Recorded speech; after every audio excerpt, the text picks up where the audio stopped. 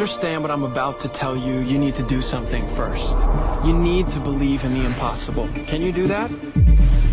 What do you desire that you can't have? When I eat a brain, I get visions. Don't ever come back to Gotham.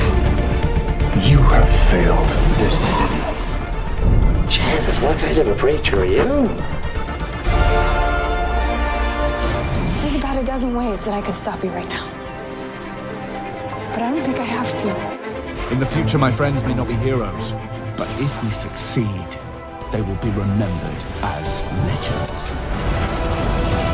Welcome to the DCTV report for the week ending Saturday, December 16th, 2017. I'm Edward O'Hare, nickname to be determined. And I'm Sarah Netzley, academic by day, freelance writer by night. We're here to bring you recaps, news, and commentary for all live-action television shows based on DC Comics. And this week we have one whopping new episode.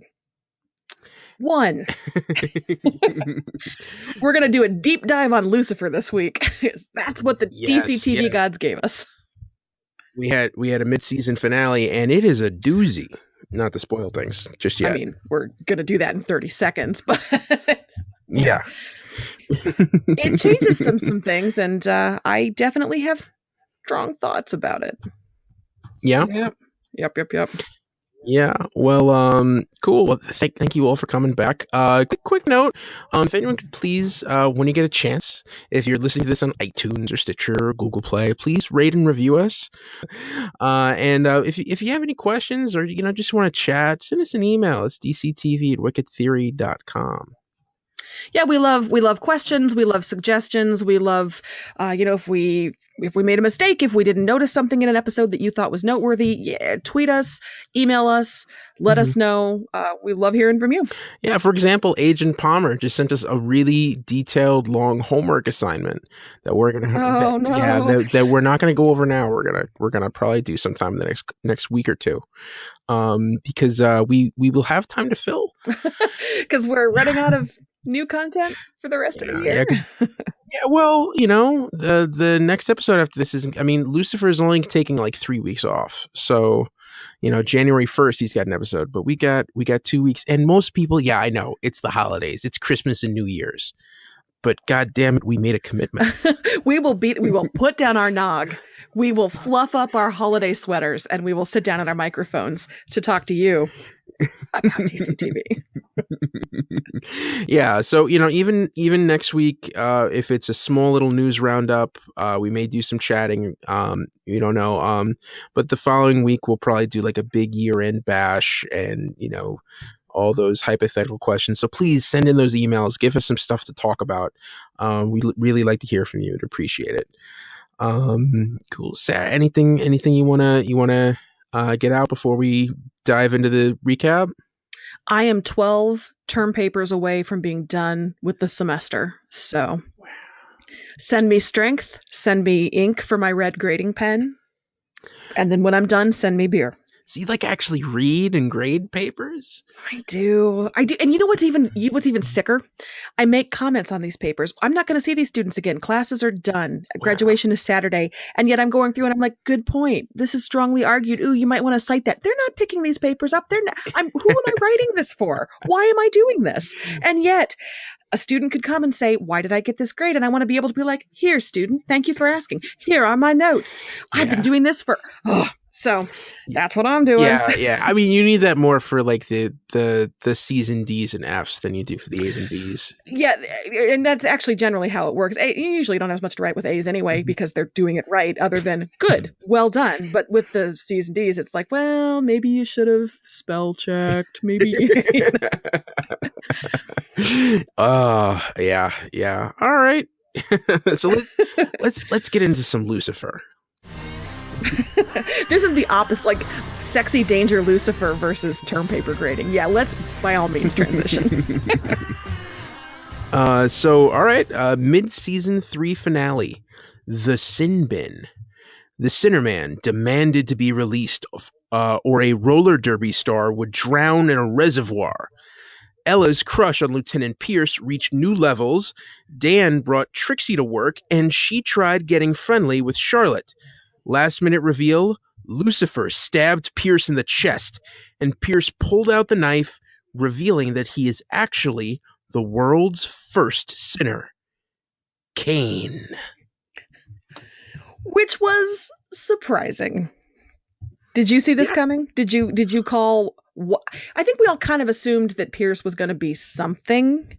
Yeah, I thought he was going to be like an archangel or something like that. Yeah, was Cain even on your radar? No, I was saying like Gabriel or Michael, just because those guys haven't shown up yet. And they're the best. I mean, they have the best PR teams of all the angels. This is true. In the Pantheon, so. But yeah, so we got Cain, which is a very different story. It's like Vandal Savage showed up. Why would you jinx it like that? Sorry. I mean, same guy, right? Same basic guys live forever. Can't die. Maybe kind of wants to. And Vandal Savage has hawk people. Lucifer has his wings back. It all kind of fits. Well, there you go. Yeah. There you go. So here's my thing. I didn't love this episode. No.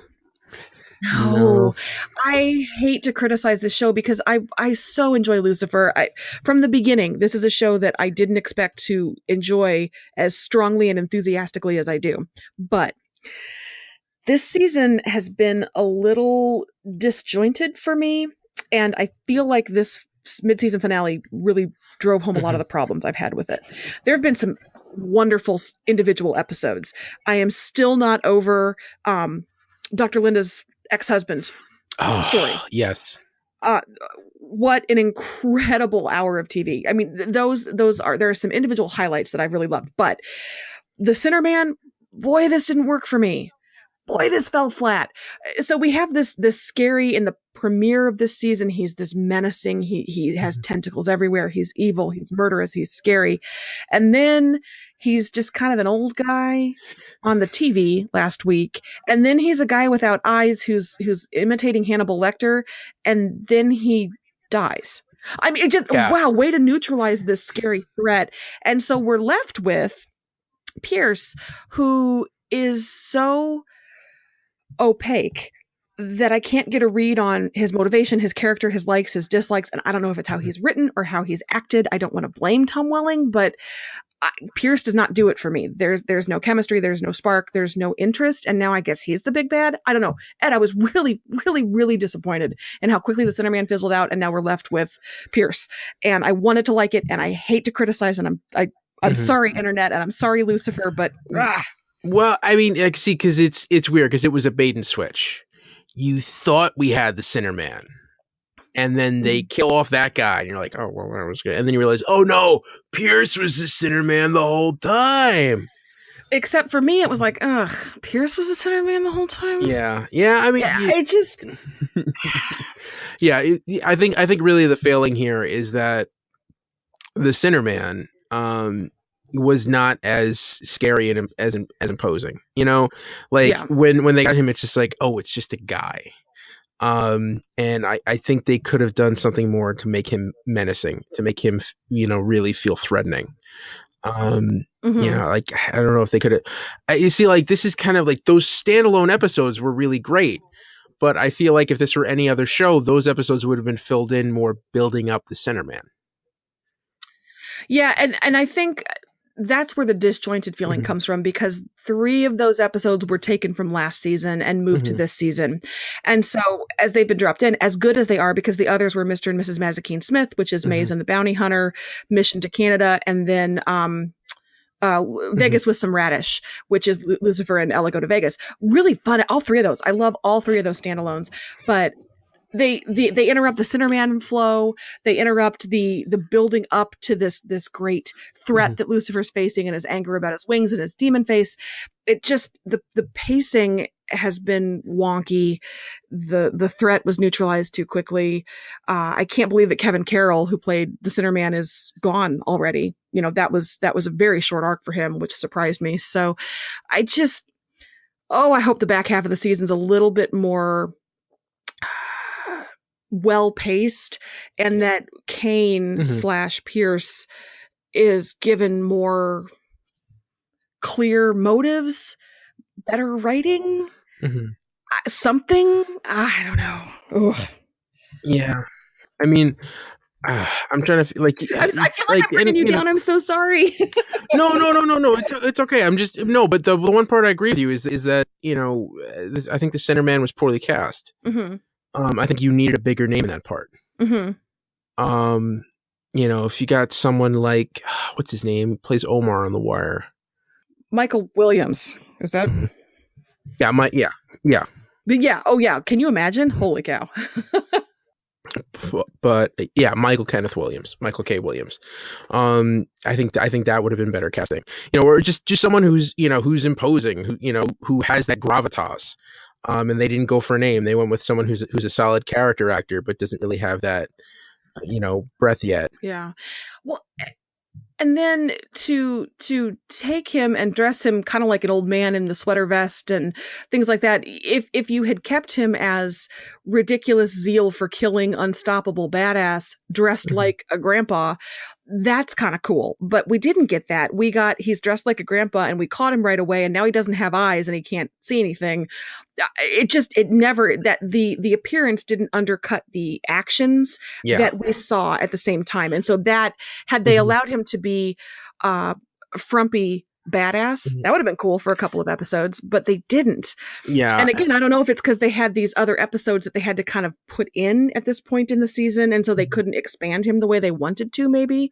Yeah. But I mean, one other. Okay, I have I need some clarification on something, because I was confused about the way the mystery resolved itself. Like, they find this girl in the reservoir and they get her out, and then she admits that she kidnapped herself, that no one abducted her. Mm-hmm. And I'm trying to figure out, how did the Sinner Man know about her, and who sent those videos? Okay, well, that I can tell you that he came to her, or she came to him to get a favor. Mm-hmm. So when he was in his favor business, she said, "I want to be the lead jammer, blocker, whatever on the roller derby," and so he arranged for her rival to have a car accident. Yeah. So she was able to move up. So that's how he knew about her. But as for the videos, that's a good question. I guess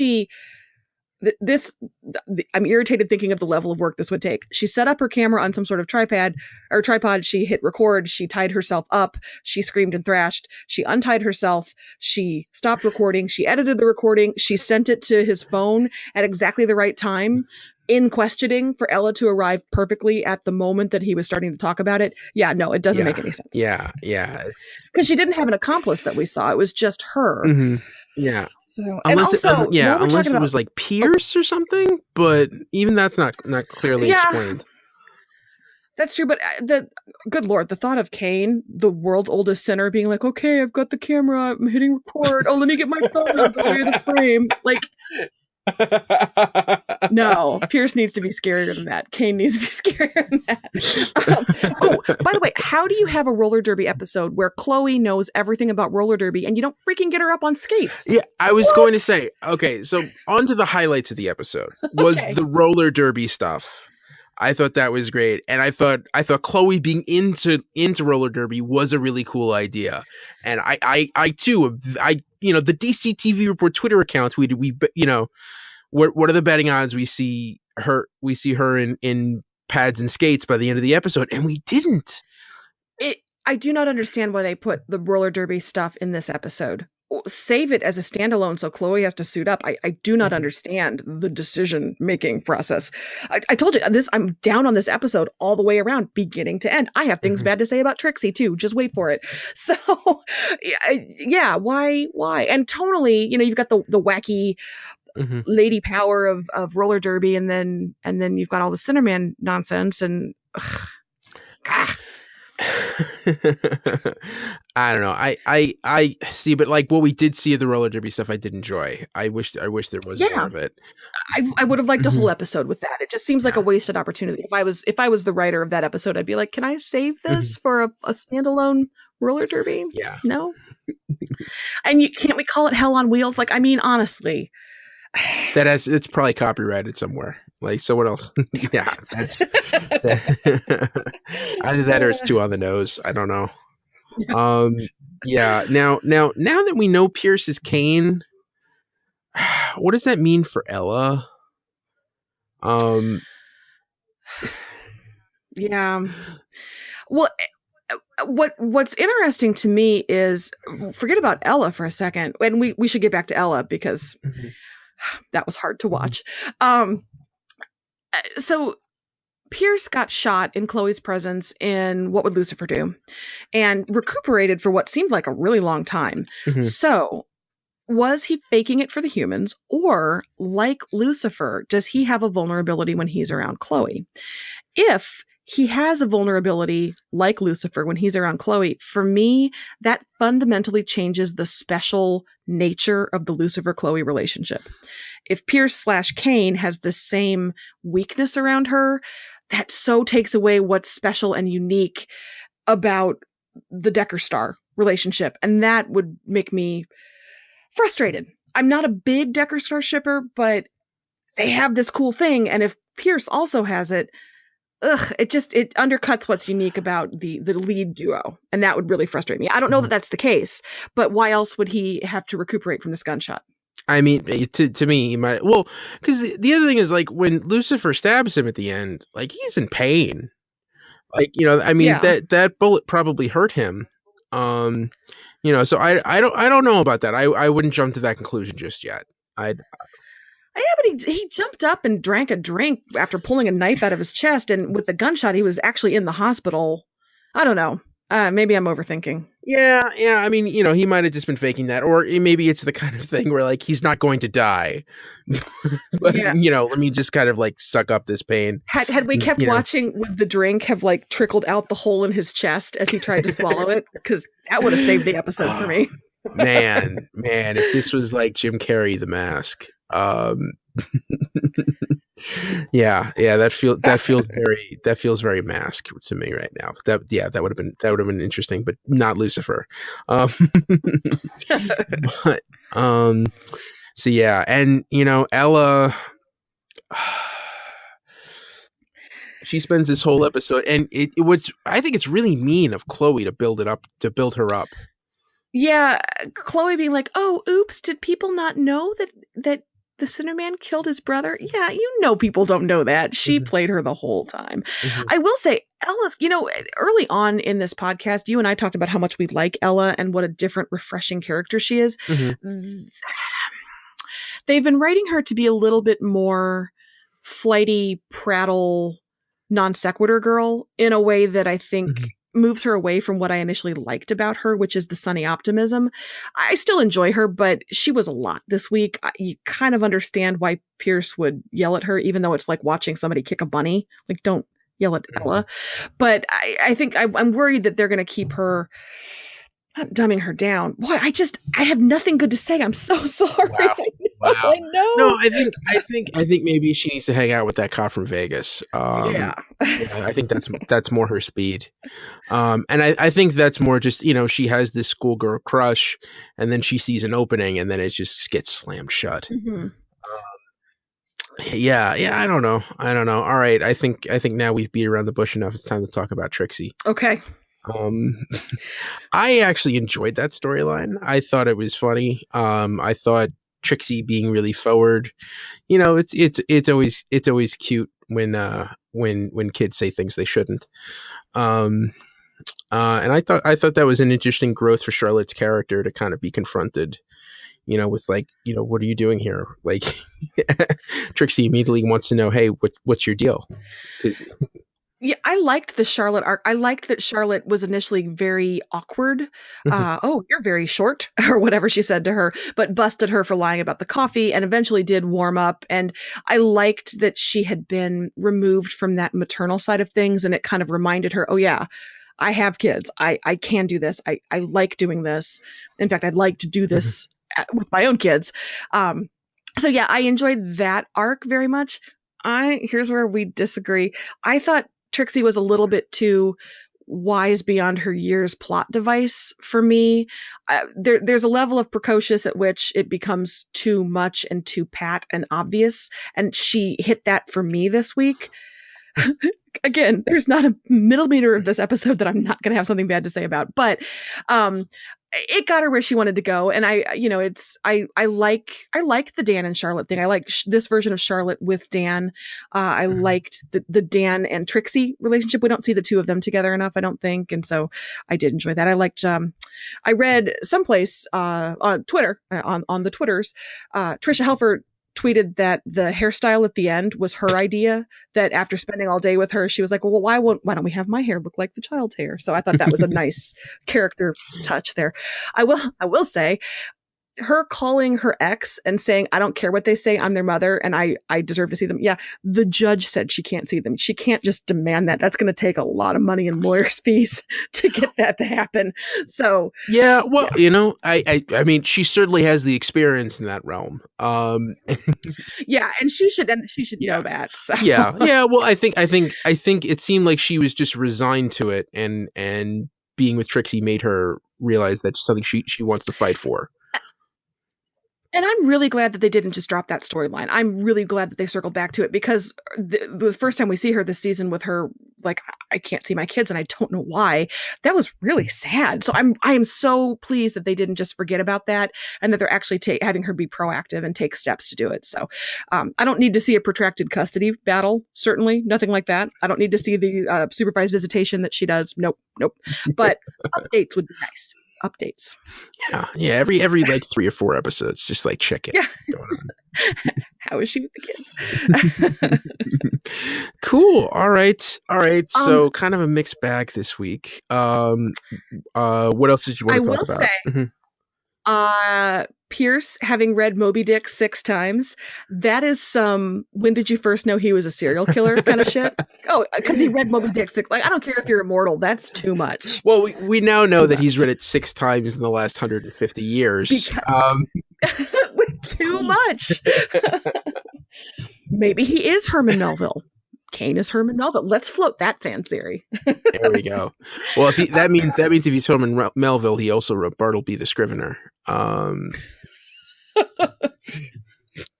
It's one of my favorite short stories. That's right. High school sophomore literature. There we go. I have read 0 Herman Melville. I will happily cop to that.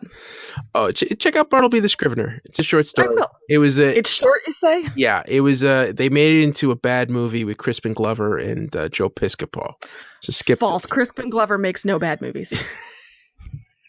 Well, it's weird, but no. I don't know. I think that Joe Piscopo cancels it out. I'm sorry to say. God damn, that man is not funny. No, he's not. Anyway. 2 other things. The thing I really, my favorite thing, and it's such a throwaway part of the very beginning of this episode, when Lucifer's at his club and he has the pinata, the angel pinata, when he whacks it open for everybody, you hear somebody say, it's full of joints and condoms. Which just killed me. Of course, Lucifer's angel pinata is full of joints and condoms. Of course. Merry Christmas, everybody. Joints and condoms for everyone. Yeah. And I really thought the depiction of him as unwilling to kill the Sinnerman was interesting. That I liked the reflection on his character, going back to, the actual crux of the episode, that he didn't want to kill him. He didn't want to kill this human, and he was stalling, and he was trying to do it in the most Lucifer way. We'll have some caviar, I'm going to insult you in a million different ways and just talk you to death. And, that, I don't know, is that true to your understanding of Lucifer from the show and from the comics? Is he somebody who would hesitate to kill this man he has this furious rage against? Well, also Maze established that he can't kill. Well, he can. He just might have repercussions. Yeah. He's not supposed to. Plus, I think it's the kind of thing where, like, Lucifer's more about punishing evil. And he's not a bad person. He just spends his time, all of his time with bad people. So that's kind of, there's like a righteousness in there. So I think partaking in that, I think I can understand why that would bother him. Also because he doesn't, as much as he thinks the Sinnerman has done these bad things, he doesn't really know anything about him. Yeah. So I think he more just wants information, and that's why he brings Maze in, and is shocked to find that Maze can't do anything. She can play the collected works of Nickelback, though. Oh, that's true. Yes. Yeah. That was that. Yeah. That was a great. I started with that. Yeah. It's always fun when you get to like the fourth circle of hell, and it's just the Tony Danza show from like 10 years ago. Yeah. What did Tony Danza do to you? I would have gone with the Caveman show based on the Geico Caveman. Oh my god. The low point in television history. Yeah. So, But anyway, no, I thought that was interesting. And I wonder if that harkens back a little bit to the conversation that Lucifer had with Linda last week, asking, do your powers shape you or do you shape your powers? How much is Lucifer's personality driven by, his power is desire, and then how do you punish somebody based on that desire? And so, that hasn't corrupted him. That hasn't made him somebody who's just going to murder indiscriminately. And I think Linda would have been really pleased with the choices he made. But she and Amenadiel were nowhere to be seen. As I saw on some corner of the internet, presumably they're off somewhere respecting Maze's wishes together in private. Okay, sure. All right. So that's yeah. Anything more before we go on to news? Yeah.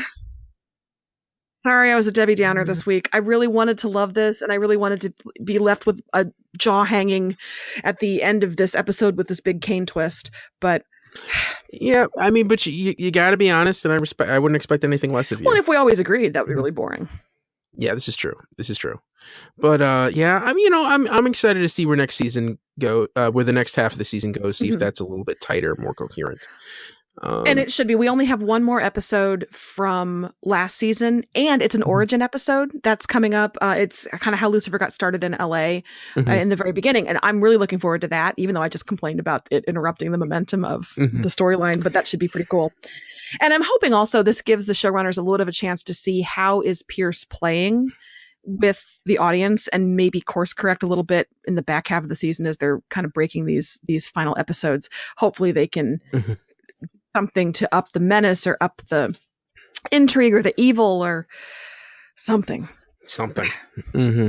I also kind of need somebody to kiss somebody at some point. I don't care who, but like somebody. Charlotte and Dan seem like a good option for that. That would be great. Yeah. All right. Let's run. So news time. News. All right. So this is some insidery media conglomerate news, but maybe you've heard Disney's buying 20th Century Fox. Forbes reports that this could be really good news for shows not produced by Fox itself, because when Disney comes in, they might want to clean house a little bit, and one of the easiest ways to do that would be to scrap scripted shows coming from the Fox production studios that they own now. The good news is Gotham and Lucifer are both not owned by Fox. So they're from outside production companies. And so this makes it a little bit more likely, per the reasoning of the Forbes writer, that they'll stick around as Disney/Fox kind of retools what the network is going to look like moving forward. So they might just let them ride out another season while they're trying to kind of say, well, who is Fox in 2019? So yeah, that'd be great. I would hate to think of Lucifer and Gotham coming to an end, especially a premature end. So yeah. I mean, this is very interesting. We talked about this a little bit on Wicked Theory, about the whole Disney buying Fox, and I've been a little wary of it just because, I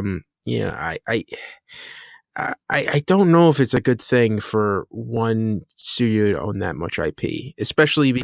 I don't think any monopoly is good, and I don't think any diminishing of the number of voices in the marketplace, whether it's news, entertainment, or what have you, not great. Yeah. I mean, I mean, as far as this deal goes, I mean, that sounds like the Fox network is going to look very different in a couple of years. Well, and one thing the Forbes article said was that Fox might be shifting to reality TV, news, and sports. And there are a lot of shows on Fox that I like. I would really hate to see that happen. So I hope that's just speculation now, but we shall see. Yeah, yeah. I mean, to be honest, that sounds a lot like what Fox was at the peak of the reality boom. Um, I mean, they still have sports, although Fox, Disney won't own Fox Sports because they have ESPN. That's not part of the merger. And Fox News is not part of the merger either, which Mm-hmm. is something to consider as well. Yeah. Yeah. By the way, reality TV, sports, and news sounds like the fifth circle of hell. Yes. So, not news. I retract the news, but for me, reality and sports, yeah, no. There's a place for sports. Yeah, and for some people that's great, but for me personally, Sarah Netzley's personal version of hell would be for sure Okay. the hair pulling reality TV shows and sports. Okay. All right. Let's jump into other shows. Moving on, let's see. So none of these are airing at the moment, but we do have some news about, let's start with Supergirl. There's some casting news. Chris Marshall, who has appeared on This Is Us and NCIS, is joining the show for a couple of episodes as Julia Freeman, who, media reports say, holds clues to Rain's identity. Ooh. Which I thought we kind of had Rain's identity figured out. She's world killer, she's dark goddess, she's destroyer of all things. Well, so is there more to it than that, apparently? Well, Samantha knows that stuff. So maybe maybe Julia comes in and helps share those secrets with the DEO. They have, what's his name locked up, though? Chadlow. Oh, yeah. He's real helpful. Yeah. I mean, don't you get all of your news from wide-eyed prophets? Yeah, he seems. Yeah. That guy's really gonna hold up in court. Your Honor, this man in a jumpsuit told me. Yeah. It's real. That and the lottery numbers he's bang on for. He was drinking his urine out of his shoe at the time, but I believe him. He seemed very credible. So that is the casting we have to look forward to in the back half of the season. The bigger news about Supergirl, though, is some scheduling changes. So how it's going to happen, Supergirl is going to come back on Monday, January 15th to pick up with a couple of episodes. And then starting on Monday, February 12th, it will hand its time slot over to DC's Legends of Tomorrow. Legends will run from February 12th through April 16th, will finish its run, and then they will run until April 9th. Supergirl returns on April 16th and will finish its run, which will go through June 18th. So Legends takes the place of Supergirl starting in February, runs through March and halfway into April, and then Supergirl picks up in April and then runs well into the summer. I'm not super thrilled about this. I'm worried about the momentum getting killed. Sometimes these longer breaks don't work well with shows that are struggling or don't have a really robust audience. So DC's platooning. This is the CW. This is a baseball term where like you have the one guy who bats against righties and the other guy who goes against lefties, and Legends is the hot hand right now. So let's put them higher up in the batting order, and let Supergirl sit for a while just to get their legs back. And then see if they come back and they're able to hit it better in April. I honestly thought you were talking about the Vietnam War movie, and I did not understand what platoon had to do with that, but I was willing to hear you out. Yeah, no, it's a baseball term. Yes, yeah, it's when you sequence your hitters out, instead of having the same people play every day. You've already stopped listening. No, keep going. Yeah, if I explain, I think we're talking about hockey, is it? Yeah. Palmer knows what I'm talking about. And he's already going to tell me I'm wrong. Palmer, I swear to God, if you send me a really long email about baseball, I will delete it unread. That's my promise to you. I will take joy in hitting delete. Yeah. So yeah. Anyway, so people are not happy about this schedule change. In fact, there's already a petition on change.org. So if you would like to throw away your typing, you can go petition the CW to change the Supergirl schedule. Yeah, that goes right up there with bringing Agent Carter back. No, too soon, Ed. Too soon. Too soon. It's been like 2 years. The hurt is still fresh. Season 1 of that show was good. Season 2 was good too. There were lady scientists and Russian spies. Anyway, what I'm hoping with Supergirl, it will be up against not as much competition. Mhm. You know, if it's airing in May and June, there's not as much going on in the TV world. Although, of course, there is more than there was 10 years ago because we're in an era of peak TV. Yeah. But I'm hoping that it has some strong episodes, and maybe people will be curious and check it out, and that will drive more viewers to the show for a potential additional season.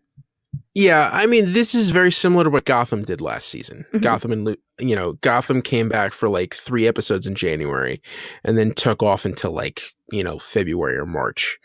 And I think that did affect the ratings. Now CW, I don't know if there is.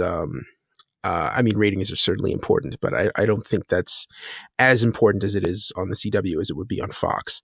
Mhm. But I don't know. I mean, I think if this is a thing where, like, if we're gonna have 5 superhero shows now, they can't all air at once.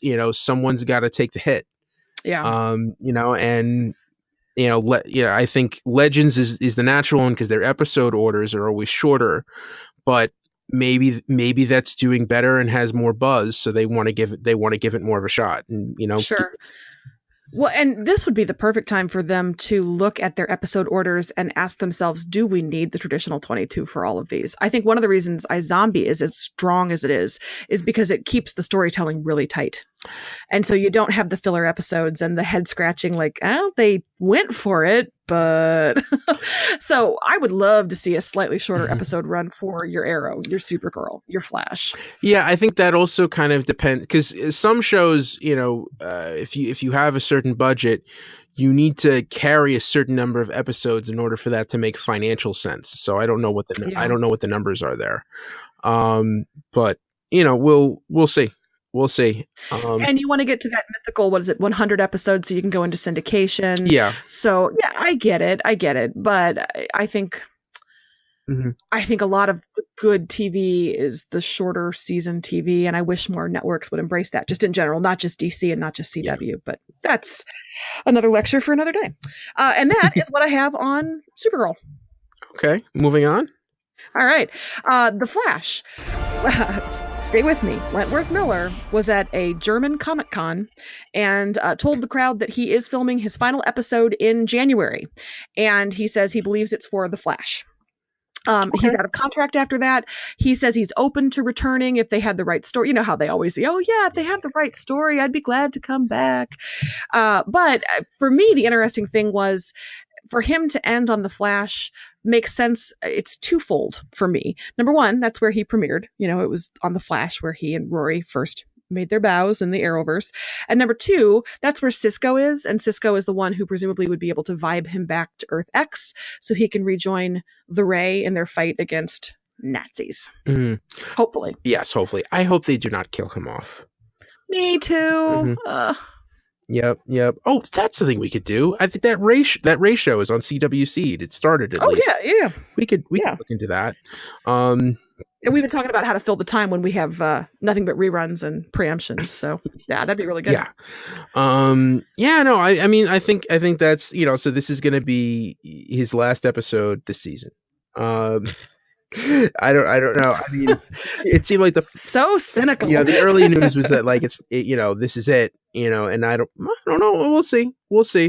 Either way, it seems like they're building this up, so I think it's probably going to be a good story.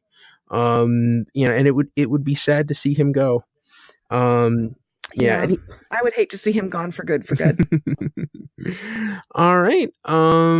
Cool. But he's currently on Legends of Tomorrow, right?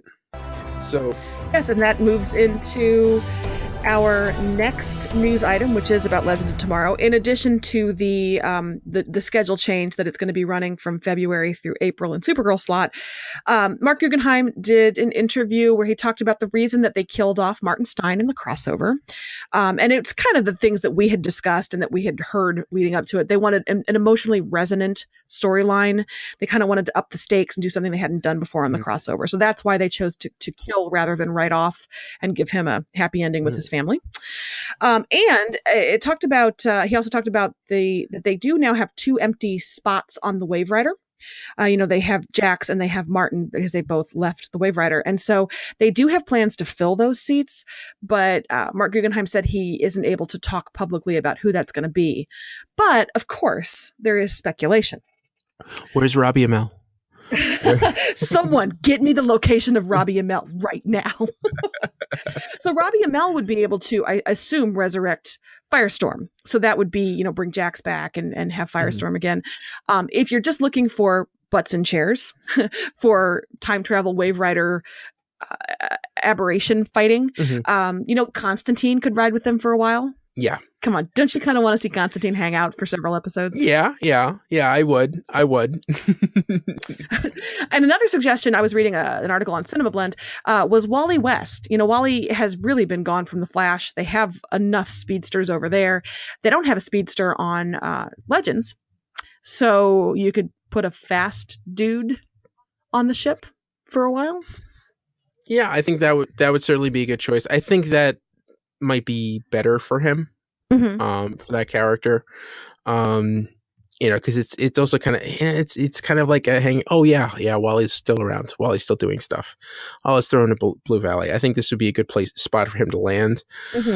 Other characters from the past. I think we talked about this last week, but I think Ragman didn't get a fair shake on Arrow, and I think. Especially if Constantine's on there now, you throw in Ragman, you bring someone in as Dr. Fate, you're on your way to a Justice League Dark, and there's your 6th spinoff, right there. You have Constantine leading a team of, you find a Zatanna, a Deadman, maybe a Swamp Thing if you want to get really crazy. But, I don't know. Every time you bring up Swamp Thing, an angel gets its wings. We can only hope.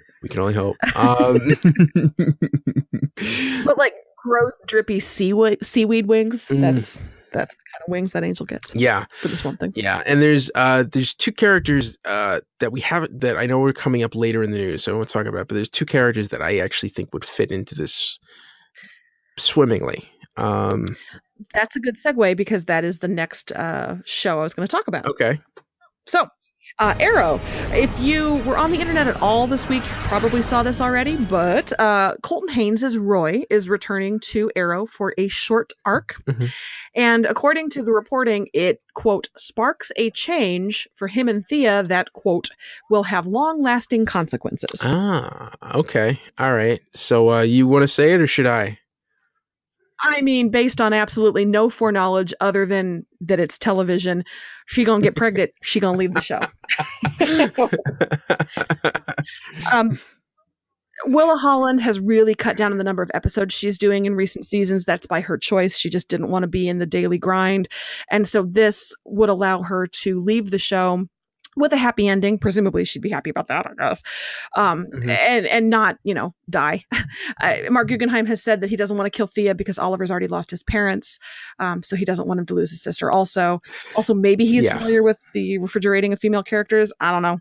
But yeah. Well, it's funny. I remember watching the show randomly, in my living room, my dad walking in, and it was at a point where I forget which episode. It was sometime last season. Oliver's talking to someone, and just says, "Well, when my father shot himself in front of me, and then and then later my mother was murdered in front of me, I could have just stood by, but I learned to bounce back from it." And my dad went, "Wow, if that's true, then he should be a psychopath."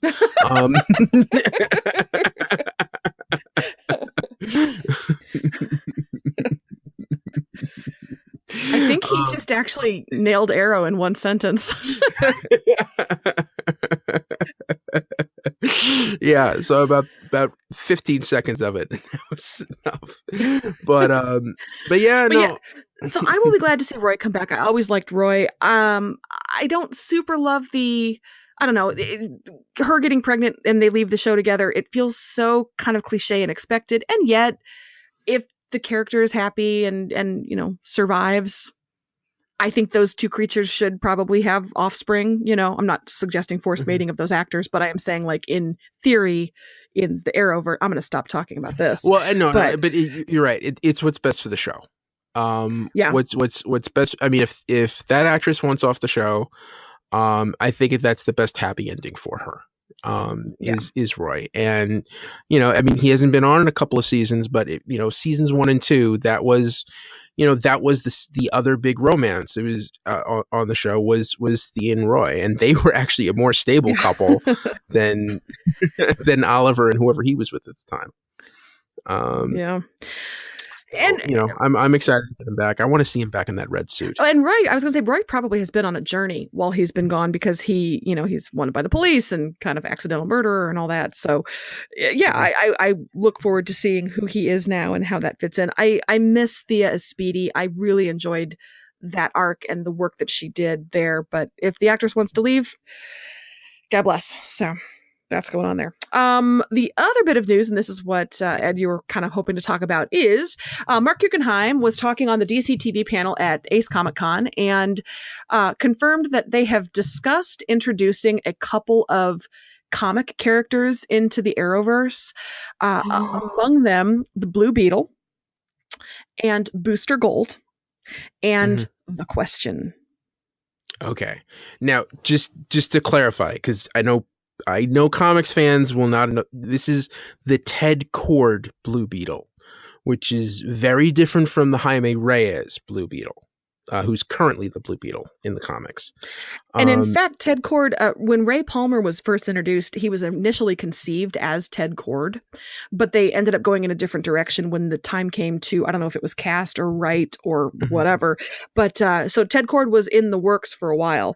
And so Guggenheim said one of the questions is, if they were to introduce one of these characters, what show would they end up in? And I have no dog in this fight because I really don't know any of these characters. So I would leave that up to Ed and our comic listeners to speculate. Well, Blue Beetle and Booster Gold, I think, would fit in swimmingly on Legends. Blue Beetle was originally a character from Charlton Comics. If everyone's read Watchmen, Night Owl was basically modeled after the Blue Beetle. Oh, that's a reference I understand. Thank you. Yes. And it was a character from the Golden Age, when Fox had their own comics line. And he was just a guy in a blue suit beating people up. And then in the 60s, Charlton revitalized the character Steve Ditko, who wasn't working on Spider-Man anymore, but still wanted to write Spider-Man comics, turned the Blue Beetle into kind of like a Spider-Man with rich gadget, who was a rich guy with gadgets. So like Batman meets Spider-Man, that's kind of, with a quirky personality. That's kind of what the Ted Kord Blue Beetle was. And then DC bought the character in the 80s, and turned him into this, this lovable tech guy, kind of like the first tech nerd, before that was kind of a thing more in the 90s, that's kind of where he has this, this enormous flying contraption that is in the shape of a beetle. I forget the name of it. Is it the owl ship? Yeah, that's basically what it is. But Booster Gold is a meathead quarterback from the 25th century who was disgraced, and basically stole a bunch of tech from a science museum and traveled back in time to the present day because he thought that he could easily fit in and be a cool hero there because no one knew his baggage. Did he have to travel back in time from the 25th century because they don't have football anymore because of head injuries and traumatic brain injury and whatnot? No, it was because he was banned from playing because of a point shaving scandal. It's depressing to me that in the 25th century we still have football and TBI and point shaving scandals. Actually, what happened was they revitalized the game after it had been dormant for a few hundred years. Are you messing with me? Yeah, and college sports. He was at Gotham University, and then he got caught shaving points, got disgraced, got a job as a security guard. I'm telling you way too much about this character. He got a bunch of Legion of Superheroes equipment and fancy tech, and stole Rip Hunter's time bubble and traveled back in time. Because he thought he could have been one of Superman's peers. And like the fun thing about Booster Gold is that he's the superhero who takes on sponsorships. Like he'll do ads for soda cola, and Big Belly Burger. Like he wants to cash in as the superhero, and like he's always the guy who wants to join the Justice League as a photo op, and people can't really stand him. But he and Blue Beetle, he and Ted Cord are best friends, and they're like this. They're the two goofballs in the back. And if you want a good. I mean, everyone talks about the great Justice League arcs, like Grant Morrison's run, Mark Waid, and what Jeff Johns was doing a while ago. My favorite era of the Justice League is this one part in the late 80s through the early 90s when it was like Justice League International or Justice League America. That was written by Keith Giffen and J.M. DeMatteis. And they called it the Bwahaha Justice League because there were jokes, and there were, and you had the only like mainstay, like classic character in there were like Martian Manhunter and Batman. But you had the Guy Gardner Green Lantern, you had Blue Beetle, Booster, Captain Marvel was in there for a little while at the beginning, Dr. Light, and you had these goofy fun characters, and there were personalities, and Guy Gardner was this brash jerk who would always walk in like he owned the place, and then Batman would have to school him and get him to sit down and shut up. Really, really fun. I think the first arc is called Justice League: A New Beginning. If you can find that trade paperback, just read that, and that'll take you on a whirlwind. But Ted Cord and Blue Beetle were a part of that, and they always had a great kind of like buddy cop rapport. And I think that like Legends tries to emulate some of that, that kind of tone. But that's a really special era in comics, and those are two great characters. Booster especially, I've always had an affinity for. But and Ted Cord, I won't say how it happened, but he had a very tragic death in the comics, and that was one of those deaths that really meant something. Aww. And had an impact. It's one of those things like when they brought him back. And it wasn't like he had a resurrection. It was just kind of like they retconned, and then finally like, okay, we can say Ted Cord's around now. I almost felt a little sad, just because he had this really, really well done death scene, and you it's nice when those things have a lasting impact. Now, have I said enough about those guys? I need to know whether the Tick is based at all on the Blue Beetle. Guy in a blue suit beats people up? Visually, yeah. But that's about it. That's about where the comparison ends. So it's not an intentional homage or riff or anything like that. I honestly don't know. I'm not as familiar with the Tick. I like the TV show, the new one. I was going to say the Patrick Warburton TV show, the cartoon, or the Hulu one. Or the cartoon and the new one. I mean, I didn't really watch the Warburton version, but I don't think anyone did. My brother, sister, and I did. I will have you know, and my husband. We weren't together then, but that's one of the reasons that we work. Patrick Warburton's The Tick keeps our marriage together. Oh, okay, cool. I won't say anything more. Did you want to say anything about the question?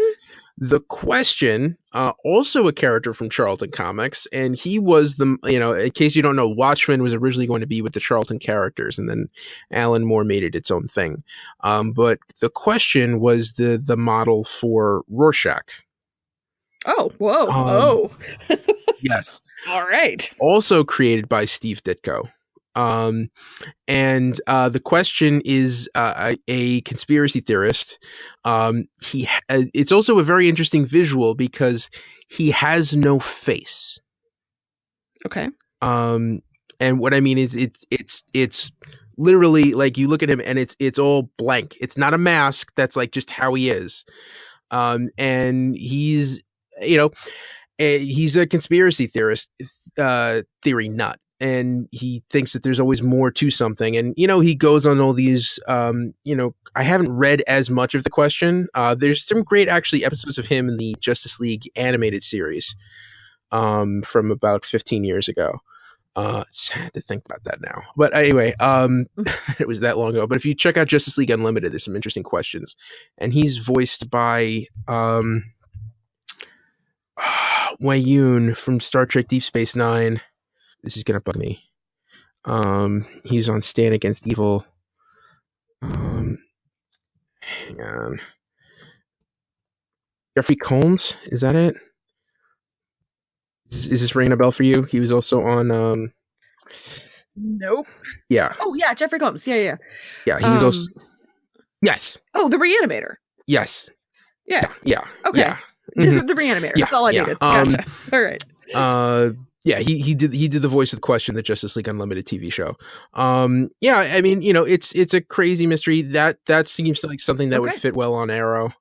I think he'd probably, he'd get into something.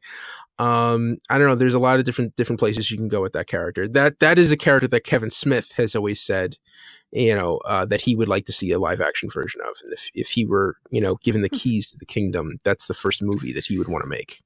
I was going to say Kevin Smith, I know directs, he's directed a couple of Supergirl episodes. I don't know that The Question would work with Supergirl, but Kevin Smith has a relationship there. So if he wants to suggest things, there you go. There you go, Kevin Smith. There we go. All right. Cool. All right. Wow, we're getting a full episode out of this. We had one episode. How did we do this? No. It's because you brought up comic books and I just couldn't shut up. No, it's one of my favorite things when you just talk. You just know things. You just say things about comic books, and I just, Please tell me it's interesting. Please tell me. It is. Okay. It is. Okay, I don't feel as bad now. Okay. More news? More news. Okay. So some cool stuff about iZombie this week. Okay. All right, let's start with kind of the grim slap of reality in the year of our Lord 2017. Robert Knepper, who plays Blaine's father on the show, was accused of sexual impropriety on the set of a movie in 1991. And so that's been making the rounds. And so apparently iZombie, the show, investigated his behavior on the iZombie set and found no complaints, no indications that there had been any harassment. So he will continue on the show. But I thought it was kind of interesting that they actually did an investigation to say this is an allegation from a movie from way back when. We want to make sure everything is still cool now and that everybody's in a good, safe working environment. So they found no evidence, so he will continue. And a couple of the actors, Liv and Ravi, the actors, both tweeted out support for women who came forward and just kind of in support of a safe workplace. So yeah, and it's also interesting to hear that with some with these allegations that it's not destroying every career, as prevalent as it is. I don't know. That's the first story I've heard where someone was accused of something and it actually it didn't result in him being fired or digitally removed. Yeah. And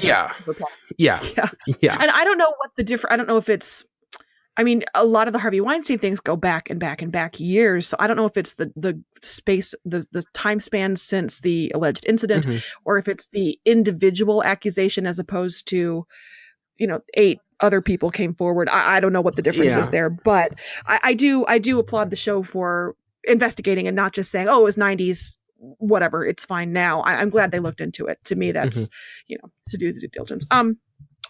So 2 other pieces of news. I'll start with a shorter one and then one that's, I think, going to blow everybody's minds. One of the brains that Liv is going to eat in an upcoming episode when the season premieres is rich dowager brain. So older, wealthy socialite woman, which I think is going to lead to a lot of fun with probably hairstyling and clothing choices. Comportment. Yes, I would say fashion and food. This is nothing is going to be good enough. It's always fun to see Rose McIver act. Yes. Especially these kinds of episodes. So I'm excited for that. I mean, nothing is ever going to top Major on Teenage Girl Brain ever, but I'm excited for what the show's going to throw at us this season. Speaking of, comicbook.com has kind of a big rundown on what the next season, the new season of iZombie is going to look like. So stay with me. Rose McIver says that when we start this new season, Seattle has been walled off from the rest of the country, kind of like an East Germany situation, to keep the zombies in and the rest of the populace safe. You have the mayor of Seattle, who's ostensibly in charge, but really it is Chase Graves, running kind of an authoritarian dictatorship there. And the challenge for the city leaders is the whole country is tasked with sending their, I guess, unwanted brains to Seattle to keep the zombies fed and happy, but there is not enough. And so you have hungry zombies behind the wall in Seattle. And Rose McIver in this interview said that it is politically on point with our times, where we are struggling with how do we keep everybody safe without marginalizing particular populations. And so it's going to have some kind of parallels. But I think what I want you to take away from that, Ed and listeners, walled off zombie Seattle with a shortage of brains. I can't wait. Yeah. These, like, the season finale changes everything. Tune in Thursday. I feel like shows do that a lot, but damn, in this case, this really changed everything. It sounds like we're going to come back to a show set in a world that we do not recognize anymore, and I'm super excited. You remember when this show was this quiet little procedural? She'd eat a brain and she'd solve a crime. Yeah. It would be this. And people were like, "You're so pale. You should come to family dinner more often and see your brother." Do you remember that? Yeah. Remember when she had a family? Yeah, and it's slowly this always felt like a show that was on the verge of exploding. And now it's finally exploded. And it's like, wow. I mean, I don't even know how they can. It's funny, like most shows, the budget gets smaller over the years, and I don't know how they're going to pull this off. This is. I'm really interested to see this. And this was a show that I kept annoying Bill Sweeney about constantly, and him not understanding like where I was coming from. But just because last season, which did not get the ratings it should have, so please tell your friends to watch iZombie. I did this to my TV soulmate Tanya Melendez, and just, this is a fun show, and it was just one of those, I'll get to it. There's so many other things, but it's one of those shorter run shows. It doesn't have the 22, 24 episodes a season, so it's a little bit easier to get caught up on. Do you know, Edward, streaming? Is it a... Yeah, it's on Netflix. All the CW shows are on Netflix. So there's no excuse, guys. Get caught up. iZombie. I don't know why you'd be listening to the segment if you don't watch iZombie, but get caught up. There we go. All right. Let's see. Black Lightning. Music. Just a little bit of an update, all visual stuff, but they have another week. Another trailer has come out, and there's a cool poster out that has sort of the logo and the visual effect of the show that they're going for. So give a Google to Black Lightning poster, trailer, and you can take a look at what's in store for us when that show premieres next month.